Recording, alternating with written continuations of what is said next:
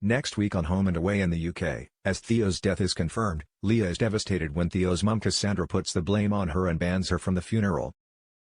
After weeks of digging into the truth behind her mum Christina's death, Lacey's push for answers finally brings her face to face with Counselor Wendell, the man believed to be responsible for the accident. But despite the dodgy counselor confessing to what he did, and supposedly agreeing to hand himself in, everything unravels in seconds when he returns to his car and drives at an unsuspecting Lacey. When Theo jumps out to push Lacey out of the way, he's hit instead, leaving him lifeless on the road as Wendell speeds away.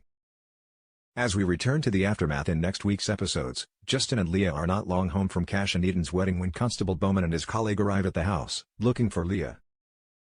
Back on Waratah Drive, David is on the scene, and whilst his team scour for evidence, David's tending to Lacey, who is sitting on the road in shock. Suddenly, Leah steps out of a police car, crying out for Theo. David tries to stop her from going any further, but it's too late. She sees the body bag, containing her nephew, being wheeled into the private ambulance. At the police station, Lacey sits frozen as David quietly tends to her.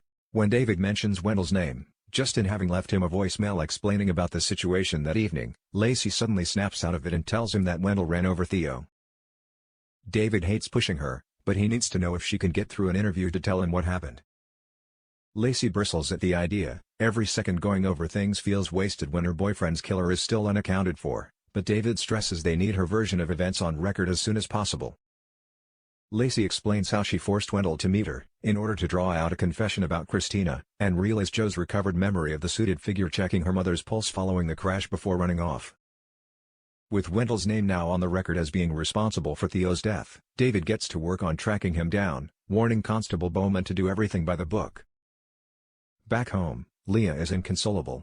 Justin stays close as she spirals in her guilt, replaying her final argument with Theo over and over again, knowing she can never take back her words. The next morning, after hearing the terrible news, Alf and Marilyn show up at the door to lend Leah some support. As Leah explains what happened, she begins to regret not listening to her gut instinct about Lacey after the River Boys incident. This is all on Lacey.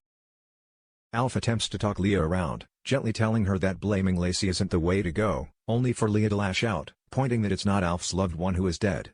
Against David's advice, Lacey later insists on seeing Leah, wanting her to know Theo died trying to protect her. David reluctantly accompanies Lacey to Leah and Justin's place, but Justin is quick to try and usher them out before Leah sees, explaining that it'd be better to wait until things settle down. But Leah quickly emerges from the bedroom, and the atmosphere turns hostile. Leah's anger and devastation pours out, as she blasts Lacey for being nothing but trouble, and states that she's the reason Theo is dead. Afterwards, as Justin tries to talk Leah down, she clings on to the hope that there may have been some mistake. She never saw Theo herself, so how can she be certain that he's really dead? The confrontation has rattled Lacey badly, and David takes her back to the police station with him. When word comes through that Wendell hasn't turned up for work, the urgency rises, but David refuses to leave Lacey alone in her current state and rings Joe to come and collect her. Meanwhile, Leah is determined to get answers. She begs Justin to take her to identify Theo's body, no longer trusting anything Lacey has claimed. Justin manages to put her off long enough for him to speak to David, but learns the coroner hasn't released the body, and no visitors are permitted.